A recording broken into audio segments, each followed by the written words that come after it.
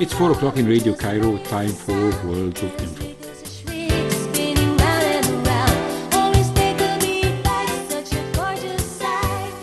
Dua Muhammad is at the control. My name is Dr. Amr Mabrouk, and today we are really pleased to have with us his a really distinguished guest, His Excellency Ambassador of Mexico, Dr. Octavio Tripp. He is currently the ambassador of Mexico to Egypt, but before that he worked in the United States of America, in Guatemala, Costa Rica, with a degree in political science and a master's degree in diplomacy and a PhD. He is a very qualified gentleman for the job, and definitely would like to thank him very much for coming with us here in this afternoon in Cairo. Sir, thank you very much for taking the time to come and honor us with your visit. On the contrary, it's a privilege to be with you, in contact through you with your huge audience. It's a great pleasure, sir. And we are talking about Mexico. Mexico has a very special place in the Egyptian hearts. Egyptians have heard a lot about Mexico. They have seen world soccer sometime. They have seen Olympics. They have seen Mexican food, which a lot of them really taste and enjoy. I'm telling you about how the Egyptians see Mexico, but they have seen some soap operas, and they have seen Egyptian movies that were dealing about visits of Egyptians to Mexico or Mexicans coming to Egypt, and a famous film by Fuad al-Muhandis, Viva Zapata, if you have heard about him. But the real Mexico is a country that is so dear to Egypt, a country that is fighting its way for progress, a country that in the recent years has established a great democracy and great economic step forward, and a country with a huge population. The pre-Columbian Mexico dates to about 8,000 BC and is identified as one of the 6 cradles of civilization, and was home to many advanced Mesoamerican civilizations such as the Olmec, the Toltec, the Theotihuacan and Subotic and Maya and Aztec before the first contact with Europeans. How far all these civilizations, sir, have affected Mexico of today? Well, frankly speaking, the influence is huge in cultural, in ethnical, in sociological terms. As a matter of fact, current Mexicans are at least 50% result of the indigenous civilizations, and the other 50% is a result of Spain and the Spanish conquerors. At the end of the day, we are a melting pot, and combining the heritage of the Indian civilizations with the European, basically the Spanish heritage, and we have a functional melting pot. Currently, we don't have, fortunately, divisive controversies dealing with ethnic or racial issues, and this is something very relevant. But we are very proud of our 50% heritage of indigenous civilizations. So when we're talking about that, Egypt, for example, is also a melting pot. We have had a lot of conquerors. We have had a lot of mixed people coming to Egypt, either for conquest or for refuge or for whatever, and there was a mixed marriages in between all these conquerors or visitors or guests and the Egyptians, and therefore you can hardly trace or find somebody that you can call a pure ethnic Egyptian. That's right. The same thing happens with Mexicans. So from the very start, the Spanish didn't stay in a citadel and overlooking the country by a microscope, or they got involved, and there was gradually mixing and matching between the Europeans coming to Mexico and the local people living in Mexico. Sir? It was a process, an historical process. They start insulated, but later on they start to interact with the local indigenous and precisely to build a nation, combining, mixing both the sides in the society until the result that we currently have. I mean the Mexican society, and we are very proud of this cocktail, if you allow me the expression, of this melting pot. And we have a lot of problems, a lot of challenge, who don't? But in any case, something that I can tell you without any doubt is that our melting pot is functional. So, in 1521, the Spanish Empire conquered and colonized the territory from its politically powerful base in Mexico, which is part of Mexico City, and was administered as a viceroyalty of New Spain. It took the Mexicans a lot of time and struggle till independence of 1821 and to materialize it into a constitution in 1917. Why was the route so difficult, sir? Well, independence was certainly faced a long and hard way.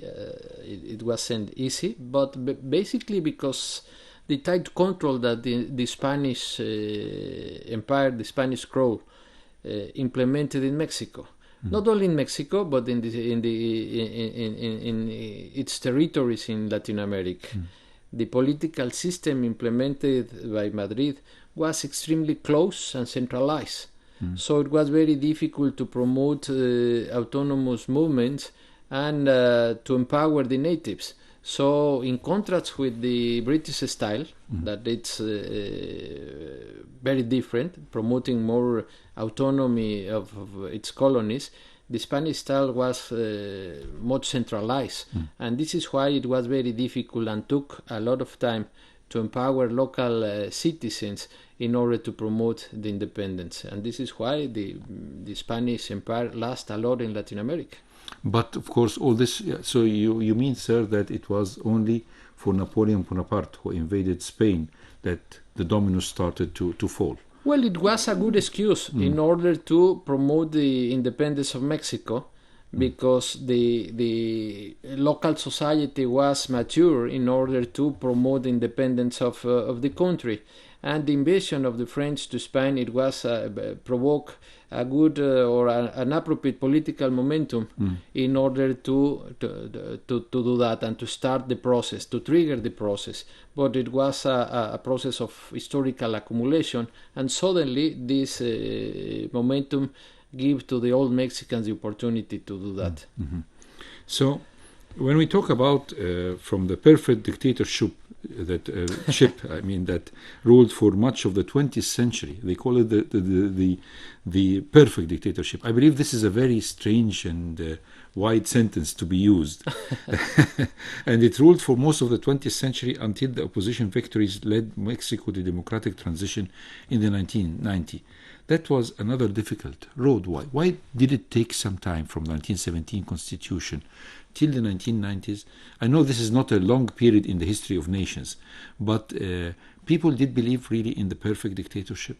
Well, frankly speaking, I'm not totally agree with the concept. Yes. The concept of perfect dictatorship. No doubt that the Mexican political system was dominated basically during the second part of the last century and by only one political party, the PRI. But at the same time, we must recognize that that was the best way created by the Mexicans to promote stability in Mexico, to end the historical instability suffered by Mexico during several decades. As a matter of fact, if you see what happened in our domestic history in the 19th century, yes, this was horrible. Terrible. Terrible. And this is why we lost, among others, our territories. Extensive territories in the United States. That's right, because of the instability, the political chaos, and divisive domestic issues. So finally, in the 40s and 50s of the 20th century, we created a stable political system. You are right in the sense that dominated by only one political party, but it was the historical answer in order to promote stability. It was a reaction to the chaos of the 19th century. Right? And that was the formula that the Mexican politicians invented in such historical momentum, and it works. It works because provokes stability and at the same time established the basis for the progress of Mexico. And of course the institutional building process, and it took time, and it was question of time in order to fit the standards according to the Western, the typical democracy in the Western countries. of the Western countries. But this political system, at least during 40 years, was very functional to Mexico. Especially, I think, in the sector of education and health. There was a great concentration about the different governments that belonged to one party. They concentrated on this issue, right, sir? This is very interesting because at the end of the day, to promote the welfare, it was a way to get legitimacy for the government. So you are right in the sense that Mexico was of the leading countries in Latin America. Investment in both sectors that, as you know, are crucial in order to maintain stability and build and promote a progress. good human being. Yeah, education and health. But of course, and this is why Mexico developed an interesting institutional building in institutional bodies in both fields. That's really important because I think this was the two pillars that the Mexico of today was built on top of that. We have something which is very interesting. I don't believe that a lot of Egyptians know this fact that due to the rich culture and history, Mexico ranks as the first in the Americas and the seventh in the world of the number of UNESCO World Heritage Sites. And so this is a great responsibility for humanity and for the culture of human beings and of the world, and to understand and to believe that we have all these UNESCO World Heritages. What is the Mexican government doing in order to protect and keep these heritages for the next generations of the world, I believe? Well, frankly speaking, I think that the best way to preserve historical assets in first place is promoting love and pride for these historical assets, historical and natural assets, by the way, in order to have a genuine bond and connection with them. That it's important that your compats, that the nationals of a specific country, they develop this internal and deep bond with the assets of the national assets. So this is the main premise in order to do that. But after that, to preserve nowadays is not necessary. It's not enough only to develop this feeling of ownership and pride.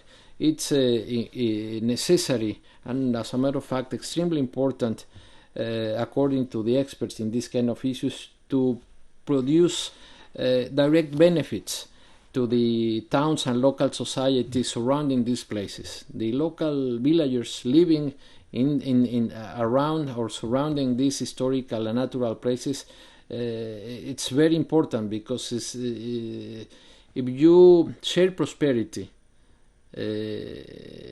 preserving historical sites and natural sites is the best way to get real partners in the society, because it's not enough that the big hotels and the private corporations get money, but it's necessary. As a matter of fact, it's imperative that the local societies also get some kind of specific benefits, preserving natural areas, preserving historical sites. So at the end of the day, it's a combination of measures. It's love and pride, of course, but also it's a question of shared prosperity. It's necessary that everybody get some kind of specific benefits. And I'm not talking exactly or not only about money, but producing better social and public services for the local communities, better schools, better hospitals. I mean, and based precisely in the income produced by the preservation of these historical and natural sites, but again, sharing prosperity. So when we're talking about this, there is always remains the problem in the background. Yes, Mexico is a very large country, and yet the population is a very big population, almost 158 or something like that million people, right, sir? That's correct. And this huge number of population is an asset, and at the same time, it could be something that a challenge. Yes, the challenge is the best word to use for it. So, how far is the challenge of this word? But I think we'll take a break and talk about the challenge of the population after the break with His Excellency, Dr. Octavio Tripp, Ambassador of Mexico in Cairo. Sure. Well, we're still here with His Excellency, Ambassador of Mexico, Dr. Octavio Tripp, and talking about the country of Mexico, which has a very special place in the hearts of Egyptians. And we are talking about the challenge of having a huge population Right. in living in Mexico with a lot of aspirations and a lot of dreams, as we have just talked about it off air, that we have some things in common. We have a huge population like yours, and at the same time, the population is also a young population, and with a lot of ambitions and a lot of accomplishments that they want to do in their lives. No doubt. So how Mexico is facing this challenge, and what is so special in the management of the population? Well, the only way is promoting progress, Mhm. and this is the main challenge, and promoting also more inclusiveness. I mean, nobody must be left behind of the progress. So you must take in consideration the poorest segment of the society, and it's important to take in consideration the social dimension of progress. And this is why the current government of Mexico, the new government, in fact, is putting the particular attention to social justice. So creating initiatives for different segments of the population, and again, progress is the best way, is the best and probably unique recipe in order to achieve the national goals that we have in agenda. One of the greatest sectors that are very successful in Mexico is a sector of tourism, because there is a huge number of tourists every year coming to. In 2018, it was the sixth most visited country with 39 million international arrivals. And this is a huge number by any way. Of course, countries like Spain have a population that is exceeding, for example, the That's local right. population. So there is also, the sky is the limit in the field of tourism. That's correct. But taking a country like Mexico, and with a lot of challenging countries beside. I mean, a lot of countries would say, we have the sun, we have the sea, and we have some heritage as well. Come and visit us. So there's a big competition, a big competitive market. How is Mexico excelling in this field, and what is the type of progress that they achieved through the years, and what are the ambitious numbers that you want to reach? Well, frankly speaking, I'm not the expert on tourism, but broadly speaking, the achievement you are mentioning is the result of several factors, and actions formulated and implemented under the umbrella of a comprehensive public policy dedicated only or basically to promote tourism. So, according to some analysts, it's necessary when you are analyzing the Mexican experience in tourism to take in consideration at least 3 or 4 basic elements that we have implemented in order to be an attractive country talking about tourism. The first one is to build an appropriate basic infrastructure in the touristic areas. I mean, it's imperative to have airports, roads, and ports to facilitate the arrival of tourists. This is crucial.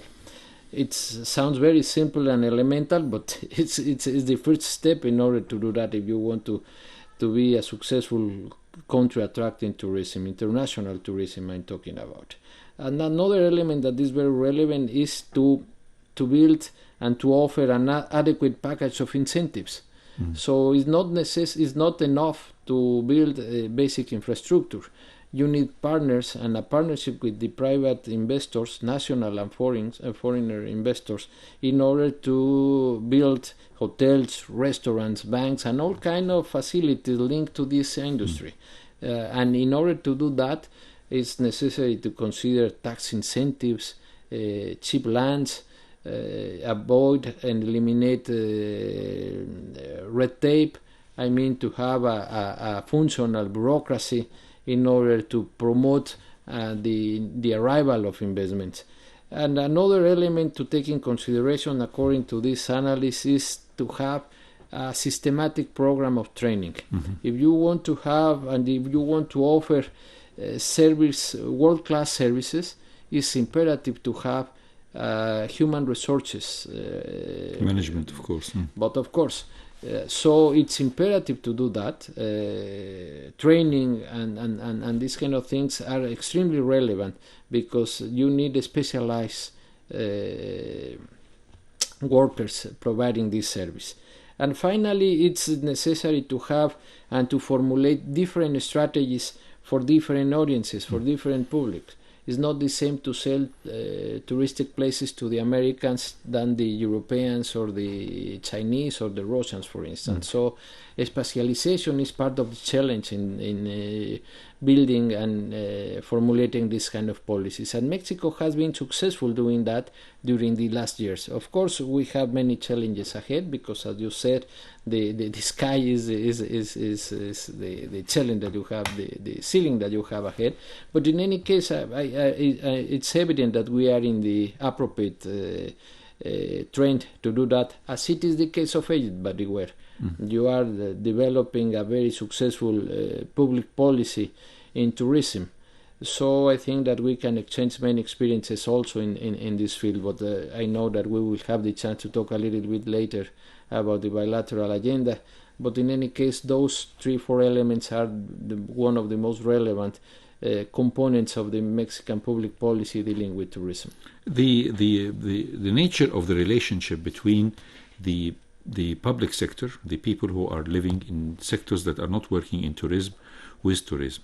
Do you give the students in the general education how to deal with the tourists, or is there any suggestions in education that is directing them towards the management or the helping of promotion of tourism and the helping of the idea of the fact that all the Mexicans have to help and be kind to the tourists, things like that? Do you have something like this in education program? Because we are trying to do the same thing. Mexico is a federation, so because of this political regime, the states have some freedom in order to introduce some particular components in its education system. And those states that where the tourism is crucial and relevant, they introduce since the beginning, since the initial years of education, special programs in order to familiarize kids with the industry. But also they have special programs for not for professionals. I mean, it's not necessary to have a PhD. I mean, yes. For technicians and different kind of programs for everybody, because the industry at the end of the day is formed by different segments. But you are right, the education is crucial in order to get an appropriate training. Of course. So definitely we have to talk about the success in economy, but after the break we're talking with His Excellency Dr. Octavio Tripp, Ambassador of Mexico in Cairo, and after the break we'll talk about Mexico progress in economy. Thank you. So we're still with World of Info with His Excellency Ambassador of Mexico, Dr. Octavio Tripp, and we're talking about the success of Mexico in the recent years, because Mexico is classified as an upper middle income country by the World Bank and a newly industrialized country by several analysts. How was that possible? I mean, in the 60s and the 50s, we could not reach this classification. But now, in the 21st century, there is a success, and we want to know the secret of success. Well, let me tell you, because at the end of the day, this is an historical process, and it's not precisely very new, because the first industrialization wave in Mexico happened in the 50s and 60s of the 20th century, under the umbrella of a model known as a stabilizer development, some kind of combination of development and stability at the same time. And let me elaborate a little bit about it. This model was highly protectionist in order to allow the two things, the birth and the development of a local industry led by Mexican businessmen. And this process was very successful many years. As a matter of fact, 3-4 decades was crucial to transform Mexico in one of the most industrialized Latin American countries. However, this model ran out in the 80s. While globalization was getting traction in the world, this transformation in the international context made imperative major surgery in the Mexican economic strategy. So in the 90s started the second wave of this the second industrialization wave in Mexico. And the protectionist model was totally scrapped. The economy was open in a systematic way, allowing the participation of foreign investments and foreign investors in practically all the sectors of the Mexican economy. And at the same time, subsidies were eliminated in order to improve the quality of the products competing with all kind of competitors, national and foreign, and in order to produce products and services according to international standards. At the same time, this is very relevant, that's a very important component, the government built a relevant network of free trade agreements to grant the access of Mexican products to foreign markets, and beginning, as you can imagine, with our neighbors, with the United States and Canada. So that was the origin of NAFTA. And as a result of this strategy, certainly arrived millions of dollars to Mexico in new investments in many sectors of the Mexican economy. This is part of the explanation to explain the achievement that you mentioned a few minutes ago. And this is why nowadays Mexico is the fifth exporter of cars in the world. We have a growing and dynamic aerospace sector in Mexico. And Mexico export more than all the Latin American countries combined. So such are expressions of this achievement. However, at the same time, we must recognize that this progress and that this achievement has not been totally inclusive, and many sectors of this society has been left behind of this progress. And as you can imagine, these sectors are suffering poverty and growing marginalization. We have, in such context, tremendous differences in Mexico, socioeconomical differences, and this is part of the challenge to arrange. And this is why the current Mexican government has as one of the main priorities to promote a better inclusion, to promote social justice, and a concept that I have been using during your interview, to promote shared prosperity in all the sectors of the Mexican society. When you're talking about that, this brings us to an important subject about how the rich people or the entrepreneurs in Mexico are trying to implement the social justice. We have colorful examples and we have not that good. So when we're talking about colorful examples, we'll talk about the famous Carlos Slim, but after the break, if you don't mind, sir. Okay. But of course. Of course. Okay. We'll still with you. Questions to His Excellency Ambassador of Mexico, Octavio Tripp, in World of Info. Hello everybody, and we're back with Dr. Octavio Tripp, Ambassador of Mexico in Egypt, Dr. Amr Mabrouk, Professor of Plastic Surgery at Ain Shams University, and we're talking about a very important subject, which is social justice. You were kind enough to tell us that some of the sectors and some groups of the population were left behind in this great progress. The country is considered to be the fifth exporter of cars and a great touristic haven with 39 million visitors per year and increasing and extending. But the social net didn't take up all the population. There is work that has been done by entrepreneurs, and there is work that is done by the government. We would like first to talk about the work of the government, and then we'll talk about the work of the entrepreneurs. So how the government is trying to include the left behind population in the rest of the successful stories. Making some social dimension the main priority of the public action. Now in different areas of the public policy you have social dimension and social inclusion and social justice at the end of the day as a main priority of the different programs of the government. But at the same time we must recognize that the development is not only a responsibility of the government, is necessary, but the entire society, and it's necessary that all sectors of the society contribute to this progress. So this is why now the business community is also involved in this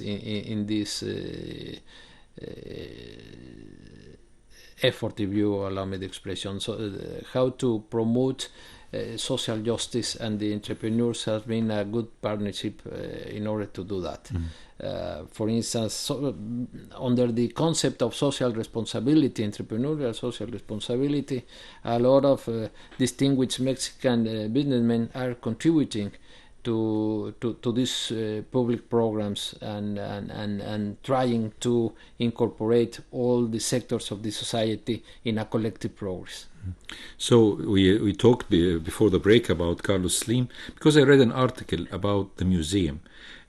We know that Carlos Slim is one of the richest men in the world. He has a Lebanese origin. That's right. Actually, his family were pure Lebanese, and I think he was born there before he traveled to or immigrate with his family at a very young age. Yet this gentleman has a crave for art. And he has built a huge museum in Mexico City that is housing a huge collection of Rodin and a lot of famous artists, and of course of Diego Rivera, the famous Mexican, one of the greatest painters of the world. And this museum is open for free. That's correct. For all people. I mean, not just the Mexicans, but for tourists. Everyone is allowed in a huge establishment to see and examine for himself and improve the taste for art. Would you tell us about this entrepreneur and his efforts in this museum? Well, this is very interesting because Mr. Carlos Slim, you are saying correct, is one of the best expression of social responsibility, entrepreneurial social responsibility. And he's very interesting in promoting not only culture but different social causes in Mexico. And the museum that you are talking about is one of the most recent examples of that. But not only that, he's connected with education, supporting the poor Mexican living abroad, for instance, basically in the United States, giving some economic support for scholarships. So it's connected in many different aspects of the Mexican life. And fortunately, not only him, but he's a good reference, and he's some kind of magnet in order to attract more entrepreneurs and more to follow suit of him, to replicate the same practice in a more organized way.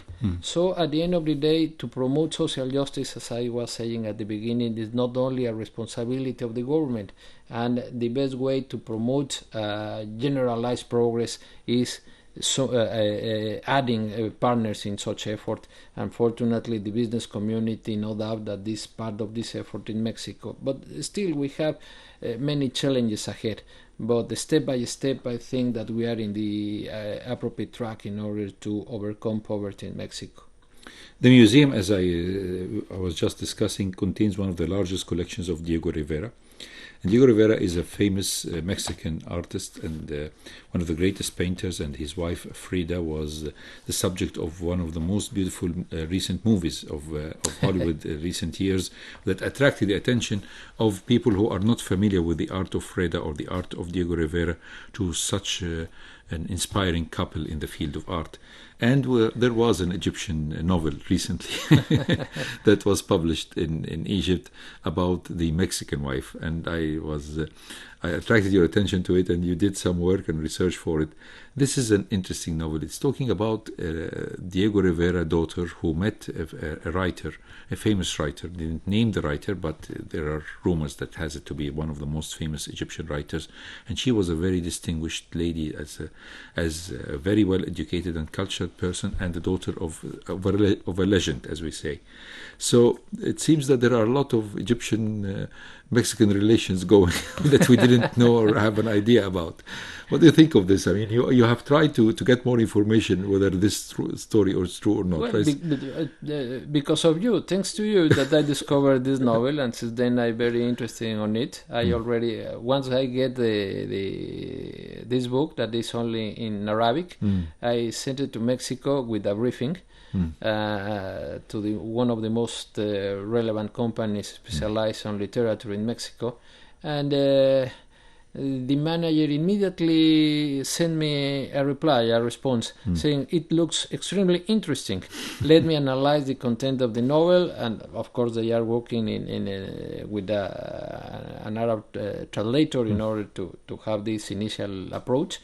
but they are seriously considering the possibility of this translation into the Spanish. After, of course, agreeing with the writer, of course, with the novelist, of course. But of course, it is going to be imperative to do that. But the first step is to know the content of the novel. Yes. But it has a lot of components in order to make a bestseller in Mexico and even in Latin America, because it's not only the lady, I mean the Mexican lady who is famous and relevant character, but also the Egyptian gentleman. It's he's considered to be, I mean, if he means the man, we cannot pronounce the name for protection of course the gentleman's fame, but definitely we are trying to say, he's trying to say that this is the story is built on the novel of the famous writer Yusuf Idris, who has written this novel in 1954, and he's trying to resurrect the story with another story inside the story. This is a complicated, lovely novel that I believe deserves to be read by you, sir, definitely, and it carries the importance of a character like Diego Rivera, a man who was an artist and a political opponent, and yet he was full of love of life and full of love of controversial life, and that his family also have carried a lot of his own genes, as we are discussing beforehand, how one of his daughters is fully occupied or was fully occupied in maintaining the heritage of her father, and the lady was in politics. So I think this is a lot of drama, right? This is why there are a lot of components in order to make not only the translation of the novel, but probably to consider to produce a movie. Yes. Because it sounds very interesting. Yes, especially in a period that we are lingering for. It's 1953, 1954, which was a period of turmoil not only in Egypt, where the revolution and the kicking out of the king and the dissolving of the royalty in Egypt, but also it was mimicking the period of the start of the leftist movement in Vienna with this conference where the main character met the main other character. The gentleman met the lady. Presumably in such a conference in Vienna. That was really a real conference, and Diego Rivera was there and his daughter, so it could be true, nobody knows. Diego and his wife Frida Kahlo, they were militants of the Mexican Communist Party in an open way, and they were very active, and they were very controversial, not only because of their art that it was beautiful and iconic in the case of Diego, that is one of the more relevant muralists in Mexico, but they were very interesting personalities. And by the way, taking advantage of the opportunity of this invitation, let me make an ad in your program, because this month, September 25, we will be inaugurating a photo exhibit about Diego Rivera and Frida Kahlo at the Cervantes Institute here in Cairo. That would be lovely. So it's an open invitation for all our listeners to go and visit. But of course, as a matter of fact, I would appreciate if they can visit this photo exhibit, because we organize this kind of events to share with the Egyptian public these kind of initiatives. So this will start with us, the final part of the program, which is Egyptian-Mexican relations, past, present, and future. And after the break, we have to take all advantage of your presence, sirs, to tell us about the progress of this beautiful relation. Excellent, thank you. Okay. So we're still here with World of Info with His Excellency Ambassador of Mexico, Octavio Tripp.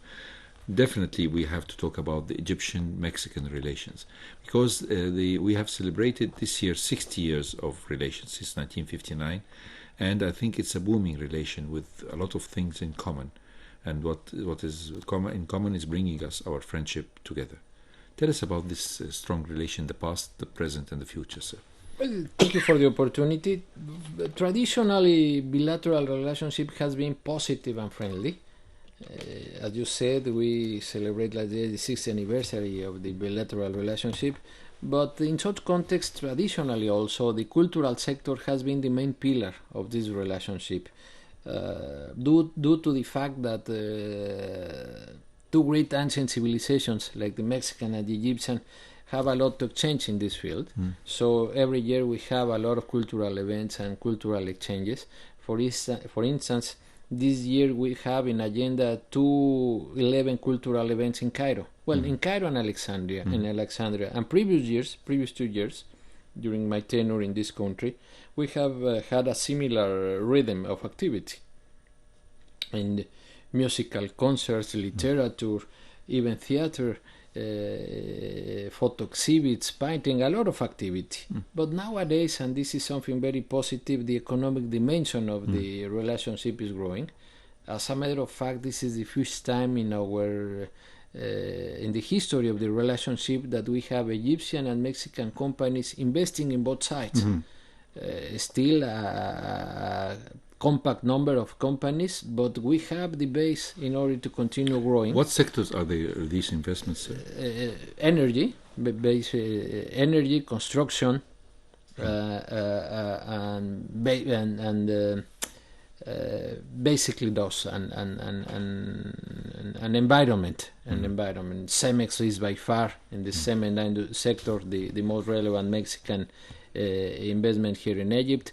But Aqualia, that is, by the way, Mr. Carlos Slim got an important participation of this company that currently is Mexican in Spanish and specialized on water treatment. Kitsania is a Mexican franchise managed by Egyptian here in Cairo that, as you know, is specialized on kids. So it's a very iconic, relevant joint venture and the kind of things that we want to promote. But in any case, what I want to highlight is that this is why we create last year the Mexico-Egypt Business Council. And for instance, now a Mexican global company is building a plant in Alexandria, and a new and 2 months ago an Egyptian company, Maridive and Oil Services, start operations in Mexico. So activity is the name of the game in the economic dimension of this relationship, and I'm very optimistic with this trend. It's a recent trend, but it's very dynamic, fortunately. And another area which is emerging with a huge potential, by the way, is technical cooperation in sectors like transportation, environment, migration issues, how to connect with your diaspora. As you know, we have huge diaspora in the United States. Egypt has similar numbers with the Egyptian diaspora, so we have many practices to share, how to connect with this diaspora.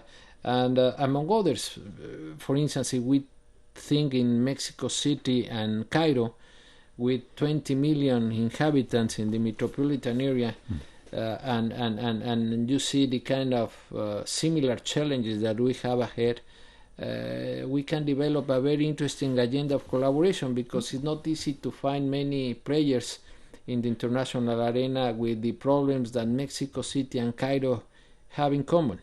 I mean, you were telling me, sir, off air, that the Minister of Transport, the Egyptian Minister of Transport, paid a visit to Mexico City to take some of the experience of how you're managing the traffic, right, or something like that, and the transportation. That's correct. He was there last week, and but we can learn each other.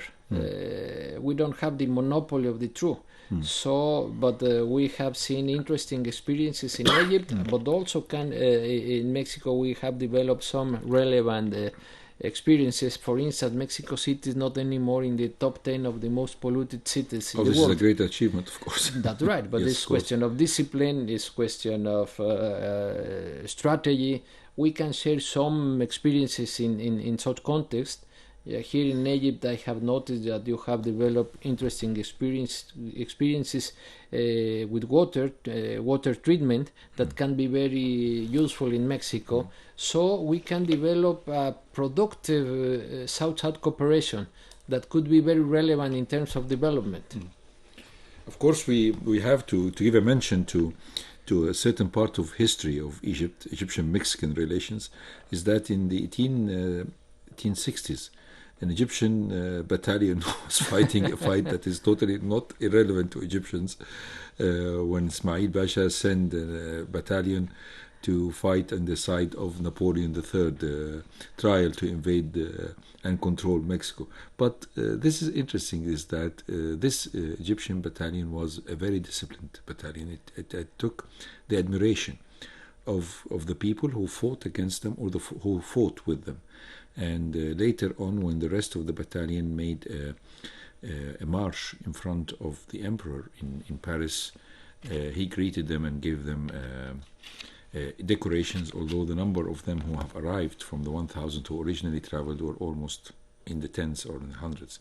But speaking about this common history, do they still have any memory or any referral to this in the history or the archives of Mexico in this turmoil period? But of course we have, and of course we were fighting in different sides. Yes, of but course. we recognize that the French army was professional, and of course the Egyptian participation with brave soldiers, and that provoked respect. But also it was a good opportunity for Mexico to develop a special sense of homeland in order to fight against the French Empire invading Mexico.